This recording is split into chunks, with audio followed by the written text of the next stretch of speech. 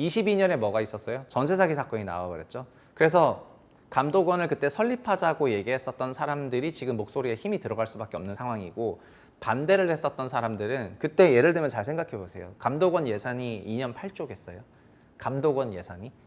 지금 전세 사기 피해로 주택금융공사나 주택도시보증공사가 입은 피해 금액이 거의 7, 8조 원 되잖아요. 2년 누적으로. 그래서 두 개 기관이 지금 맛이 갔죠. 당장 주택도시보증공사 하나만 하더라도 1년에 거의 4조 손실 봤다가 또 3조 손실 봤다가 한 개 기관만 해도 지금 거의 맛이 가는 상태인데,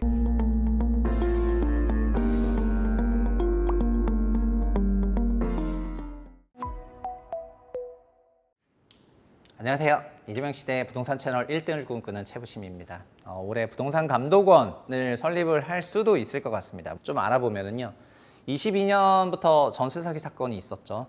그 소위 수만 명의 피해자와 수조 원의 손실이 있었기 때문에 그 전세 사기 사건이 나오면서 확실히 감독원에 대한 논의들이 올라오고 있는 것 같습니다. 근데 원래 부동산 감독원이 설립이 되면은 뭐 부동산 매매나 임대차 관련한 그런 계약의 투명성, 안전성을 확보하는 어떤 제도적인 절차를 만들고 감시 구조를 만들고, 그리고 허위 매물이라든가 그런 가격 조작을 또 단속을 하고 부동산 시장 정보랑 데이터 관리하고, 일단 기본적으로 데이터 관리하는 게 되게 중요할 것 같고, 그리고 소비자 피해 구제나 분쟁 조정 같은 거를 하는 일을 할 걸로 예상을 하고 있는데요. 근데 사실 이런 감독원이 이미 2020년에 21대 국회 시절에 설립 논의가 있었습니다. 당시에 감독원을 설립하겠다고 했었던 쪽에서는 기존의 여러 가지 감독기관, 국토부 산하도 있고 뭐 특사경도 뭐 등 다 있지만은 역량이 좀 부족하다. 그 다음에 금융감독원처럼 강력한 조사 권한을 좀 부여해서 좀 설립을 하고, 그다음 부동산 시장을 독립된 감시 체제 만들고, 그다음에 별도의 전문 인력을 해가지고 만들면 좋겠다라고 했었는데, 반대를 왜 했냐면은, 반대는 좀 기존 기관에서 이미 조금 어느 정도 하고 있지 않습니까? 저희가 국토부가 막 가끔 종종 전수조사 가잖아요. 그래서 그런 국토부의 여러 조사 기능과 조금 중복되는 것 같다. 그 다음에 그렇게 좀 시장에 과도하게 개입하면 시장의 균형 질서가 조금 훼손될 가능성이 높아 보인다. 그리고 정부가 부동산 정책을 감독 기능을 강화하면서 막 조이고 묻고 할 수가 있어가지고 좀 악용이 될 수 있을 것 같고, 또 어쨌든 세부처를 만들면은 예산이 나가니까 안 좋다 해가지고 2020년 논의가 있었는데, 그때 반대파가 좀 더 의견이 세가지고 이게 유야무야가 됐습니다. 그런데 22년에 뭐가 있었어요? 전세 사기 사건이 나와버렸죠. 그래서 감독원을 그때 설립하자고 얘기했었던 사람들이 지금 목소리에 힘이 들어갈 수밖에 없는 상황이고, 반대를 했었던 사람들은 그때 예를 들면 잘 생각해 보세요. 감독원 예산이 2년 8조겠어요. 감독원 예산이. 지금 전세 사기 피해로 주택금융공사나 주택도시보증공사가 입은 피해 금액이 거의 7, 8조 원 되잖아요. 2년 누적으로. 그래서 두 개 기관이 지금 맛이 갔죠. 당장 주택도시보증공사 하나만 하더라도 1년에 거의 4조 손실 봤다가 또 3조 손실 봤다가 한 개 기관만 해도 지금 거의 맛이 가는 상태인데, 국토부가 조 단위로 증자를 하고 있잖아요. 그러니까 국토부 공무원들한테도 조 단위로는 안 주거든요. 그래서 이렇게 생각해 보면은 과다한 예산이라고 하는 것이 결국 예방비용, 보험을 들어가지고 보험을 통해서 어느 정도 예방비용을 하겠다는 건데, 그거를 아깝다고 안 하다 보니까 더 큰 사고가 났다, 이 말이 되겠습니다. 그래서 전세 사기 피해자만 거의 4만 명이고요. 이게 지금 다들 기억하시겠지만 소위 그 당시에 빌라왕이라고 하는 김대성 씨가 있었고, 그다음에 강서구에도 빌라왕이 있었고요. 그 다음에 청년인데 또 빌라왕이 있었고요. 다 빌라로 전세 갭 투자했던 사람들입니다. 빌라 왕자, 어린 또 왕자가 있었고, 그 다음에 광주 빌라왕, 빌라신, 건축왕, 이 사람은 지어서 팔았던 그 신축으로 이렇게 했던 사람이고요. 그 다음에 15년형을 받았죠. 그 다음 화곡동 빌라왕, 그 다음에 기타 제2빌라왕, 뭐 이런 등등 다 빌라왕입니다. 근데 이 중에서 빌라왕 한 명은 죽었죠? 죽었습니다. 전세 사기 사건 펼쳐진 다음에. 그래서 여기서 수도권에 약 1,200채를 갖고 있었던 그 빌라 임대사업자가 이제 죽으면서, 이것도 그러니까 죽임을 당한 건지 죽은 건지 여러 가지 말들이 썰들이 많은데, 죽으면서 여기서 전세 사기 피해자 중에 한 명이 전세 사기와 관련한 막 책을 내고 지금 여러 가지 활동을 많이 하고 계신데, 제가 최근에 어디 나갔다가 이제 그 모임에서 그분을 만나게 되면서 그분 책도 읽고 그분이 했던 뭐 글도 읽고 하면서 알라딘에 가가지고 막 책 사고 글 사고 이렇게 했었는데, 그걸 읽어보면은 심지어 저라고 해도, 아니면 이 영상을 보시는 분이라고 해도 이 빌라 전세 사기단들이 사기질을 하는 거를 벗어날 수가 없습니다.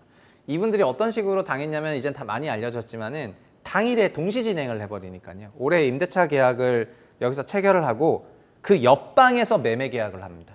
그러니까 여기서 전세 계약을 하잖아요. 그래서 그 대항력이 생기기 전에 매매 계약을 해요. 그래서 제가 이미 신고하러 갔을 때는 임대인이 바뀐 상태가 돼요. 그걸 여러분이 어떻게 막을 수가 있죠? 그럼 전세 계약을 밤 11시 59분에 하실 건가요? 밤 11시 59분에 해가지고 그래서 그렇게 해서 막자. 뭐 그건 모르겠는데 보통 낮에 전세 계약을 하잖아요. 그래서 낮에 전세 계약을 하는데 이 전세 사기 피해자 그 사례를 들어보면은 여기서 계약을 하고 있잖아요. 근데 큰 중개사에 저기서 매매 계약을 하고 있는 경우도 있을 때 바로 옆 테이블에서. 그러니까 나는 임차인이고 임대차 계약, 저기서는 매매 계약. 누구한테 매매 계약을 하죠? 그 당시에는 국세를 체납한 그런 허위 법인들한테 매매 계약을 하잖아요. 그러니까 국세를 체납한 법인들을 잔뜩 갖고 와가지고 임대 계약을 그쪽으로 매긴 다음에 국세가 선순위인 점을 이용해서 임대인의 돈들을 다 그냥 그 돈으로 대신 갚은 거나 마찬가지인데 이런 식으로 악용했던 놈들이 다 빌라왕 세력이 되겠습니다. 그걸 어떻게 피합니까? 임대차 계약을 하러 왔다가.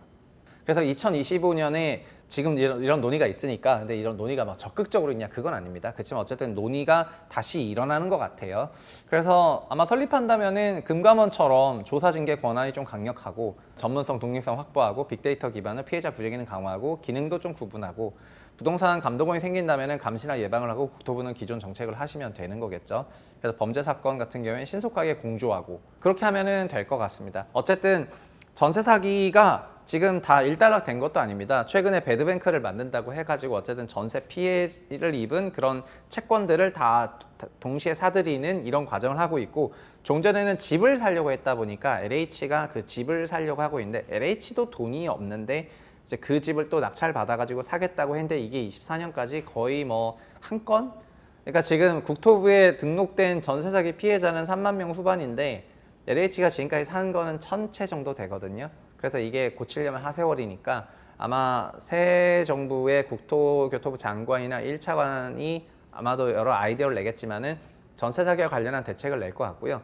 그리고 전세 사기가 이렇게 컸다는 거를 윤석열 정부는 눈 감고 무시했죠. 그래서 저는 그것 때문에 청년층 중에서는 윤석열 정부를 비토했던 사람들도 많다고 개인적으로 생각을 하고 있습니다.